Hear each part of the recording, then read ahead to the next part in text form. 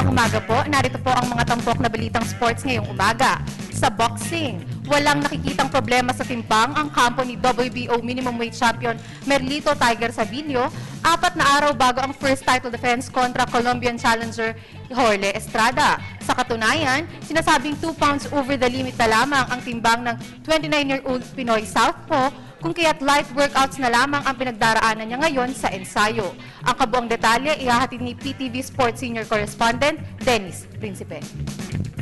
Ngayong pasok na sa fight week ng kanyang title defense, 2 pounds over the limit na lamang si world minimum weight champion Merlito Tiger Sabilio. Ayon kay assistant trainer, dating world title challenger Michael Domingo, hindi na problema para kay Sabilio ang pagkuha ng 105-pound weight limit sa oras ng weigh-in na gaganapin naman sa Biyernes. Ani Domingo, ito'y isang patunay na handang-handa na ang kanyang fighter kontra challenger Jorge Estrada ng Colombia. Sa kondisyon sir, okay naman sir, ang okay naman, tuloy-tuloy. Yung sparring niya, okay na rin. Wala lang problema sir. Kasi simula nung bago mag-3 months sir, nagsimula na mag-sparring si Juan Sabilio. Sa kami ng Juan, ng 2 12 round. Iba na din naman ang kumpiyansa ni Sabilio sa puno ng mapanalunan nito ang world title buhat kay Colombian Luis de la Rosa. Nakopo ni Sabilio ang World Boxing Organization minimum weight crown nang patulugan nito sa 8 rounds si de la Rosa noong Marso sa Colombia. Malaki ang sensor sir. Pati sabi niya, nanalo nga siya doon sa Colombia na mas grabe ang biyahe. Maraming biyahe daw. Napasok siya noon, hindi ko pa kaya daw na sa lugar natin at saka maraming Pilipino nakasuporta. Maliban daw doon sa Colombia na 3 lang kami. Kaya niya nga daw, sabi niya. Itataya ni Sabilio sa unang pagkakataon ng WBO crown kontra Estrada sa kanilang 12-round title fight ngayong Sabado sa Soler Resort and Casino sa Pasay City. Para sa Good Morning Boss, Dennis Principe, PTV Sports.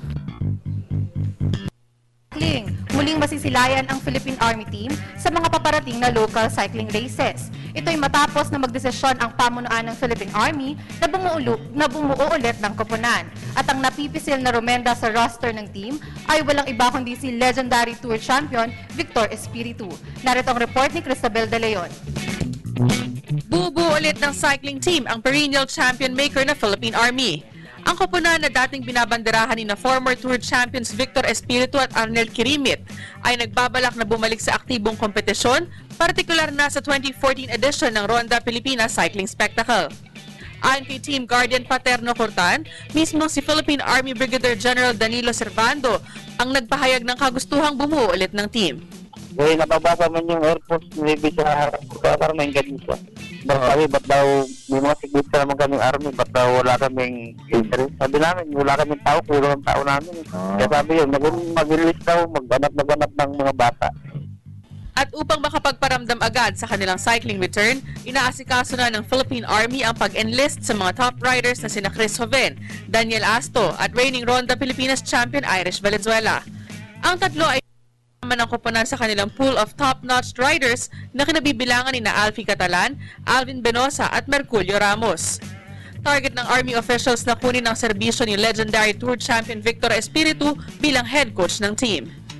May kinuha kami 3, galing yung mga bata sa Ronda talaga. Sino sila? Irish? Sila. Walang sino English, naka-order. Siguro last week nitong inayantay lang kasi order ng 2, yung 3. Paglabas lang, tuloy-tuloy na yun.